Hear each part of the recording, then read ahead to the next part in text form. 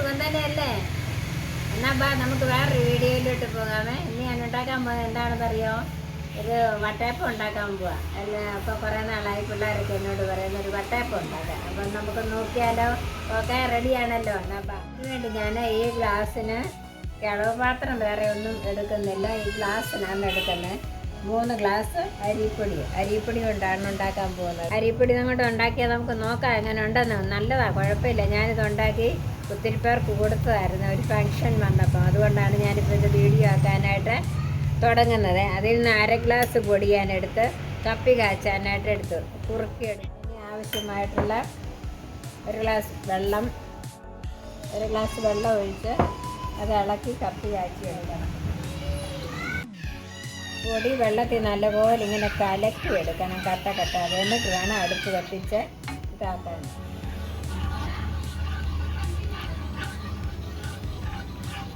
നല്ലപോലെ കുറുകി വരണം, കട്ടയില്ലാതെ കുറുകി വരണം.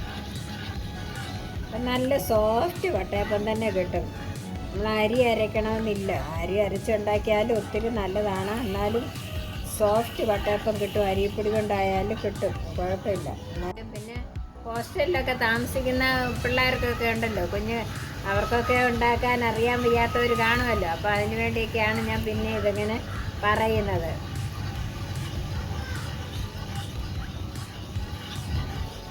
എൻ്റെ വീഡിയോ കാണുന്ന എല്ലാവർക്കും ഇഷ്ടപ്പെട്ടെങ്കിൽ ലൈക്ക് ചെയ്യുക, ഷെയർ ചെയ്യുക, പിന്നെ ബെൽ ബട്ടനെ കൂടി ഒന്ന് അമർത്തുക. നിങ്ങളൊക്കെ എൻ്റെ കൂടെ നിൽക്കുമെന്നുള്ള വിശ്വാസത്തോടെ ഞാൻ വീഡിയോ ചെയ്യുന്നു.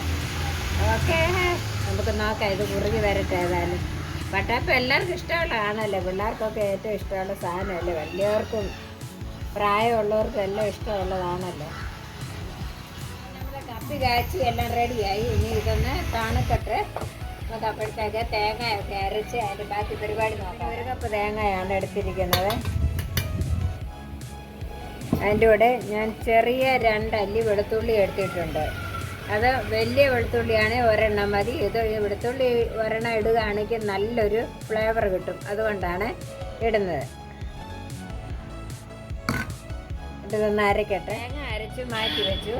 ഇനി നമ്മളെ കപ്പി കാച്ചിയ അത് കുറുക്കുണ്ടല്ലോ, അത് ഇതിനകത്തോട്ടിട്ട് ഒന്ന് അരച്ചെടുക്കുകയാണ്. കപ്പി കാച്ചിയത് മിക്സിയിലിട്ടു. അതിൻ്റെ കൂടെ നമ്മൾ എടുത്തു വച്ചിരിക്കുന്ന 2 ഗ്ലാസ് അരിപ്പൊടി ഉണ്ട്, അതുകൂടി ഇട്ട് കുറേശ്ശെ അരച്ചെടുക്കുകയാണ്. കപ്പി കാച്ചിയതും ബാക്കി ഇരുന്ന അരിപ്പൊടിയും കൂടി ഒന്നിച്ചരച്ചു. ഇനി അതിനകത്തോട്ട് ഈസ്റ്റ് ഇടുകയാണ്. ഈ ചെറിയ സ്പൂണിന് 2 സ്പൂൺ ഈസ്റ്റ്,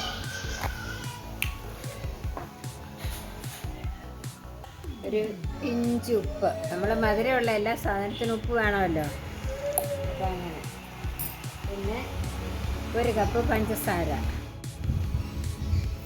മാവെല്ലാം റെഡിയായി വെച്ചു. വട്ടയപ്പത്തിനുള്ള മാവ്, തേങ്ങായ, വെളുത്തുള്ളി, കപ്പി കാച്ചി, അരിപ്പൊടി എല്ലാം കൂടെ ഒന്നിച്ച് നമ്മൾ അരച്ച് ഈസ്റ്റും എല്ലാം ഇട്ട് റെഡിയാക്കി. ഇനി അതിനകത്തോട്ട് ഏലക്ക, ഇച്ചിരി പഞ്ചസാര കൂട്ടി പൊടിച്ചതാണ്. ഇത് 5 ഏലക്ക ഞാൻ എടുത്തിട്ടുണ്ട്.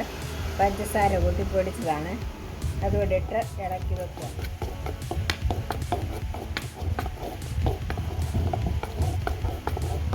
നമ്മുടെ വട്ടയപ്പത്തിൻ്റെ മാവ് ഇവിടെ റെഡിയായി. ഇനി ഇത് കുതിരാനായിട്ട് വെക്കുകയാണ്. ഇപ്പോൾ സന്ധ്യ ആയപ്പോഴാണ് ഞാനിത് അരച്ച് വെക്കുന്നത്.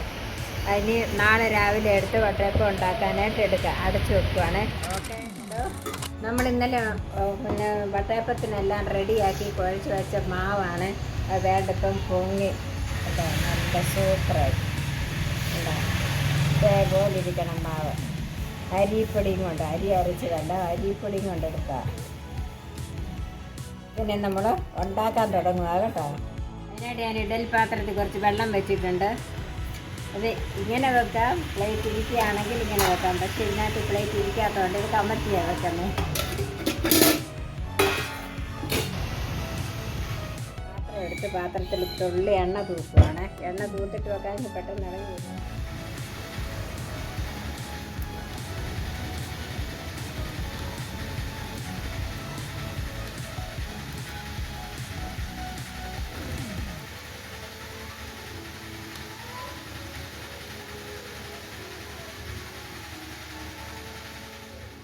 അപ്പം കണ്ടോ നമ്മുടെ സ്പോഞ്ച് പോലുള്ള വട്ടയപ്പം റെഡിയായ കണ്ടോ, നല്ല സ്പോഞ്ച് പോലെ. നമുക്കൊന്ന് മുറിച്ച് നോക്കാമേ, എങ്ങനെ ഉണ്ടെന്നൊന്ന് നോക്കാമേ. നല്ല സ്പോഞ്ച് പോലെ. ഇപ്പം അരി അരയ്ക്കേണ്ട ആവശ്യമൊന്നുമില്ല, അരിപ്പൊടി കൊണ്ട് തന്നെ നമുക്ക് ഉണ്ടാക്കാം. കണ്ട ഹായ്, നല്ല സ്പോഞ്ച് മാതിരി നല്ല മയമാണ്, നല്ല സ്മൂത്താണ്. എല്ലാവരും ഇതുപോലെ ഒന്ന് ഉണ്ടാക്കി നോക്കണം. അരി അരയ്ക്കേണ്ട ആവശ്യമില്ല, അരിപ്പൊടി വറുത്ത പൊടി കൊണ്ട് തന്നെ ഉണ്ടാക്കാം. എല്ലാവരും ഒന്ന് ഉണ്ടാക്കി നോക്കുക. ഇഷ്ടപ്പെടുകയാണെങ്കിൽ എല്ലാവരും ഷെയർ ചെയ്യണം, ലൈക്ക് ചെയ്യണം, സബ്സ്ക്രൈബ് ചെയ്യുക. പിന്നെ എല്ലാവരുടെയും സപ്പോർട്ട് എൻ്റെ കൂടെ ഉണ്ടാകുമെന്ന് വിശ്വസിക്കുന്നു. ഉണ്ടാകണം കേട്ടോ. ഓക്കെ, അടുത്ത വീഡിയോ വീണ്ടും വരാം.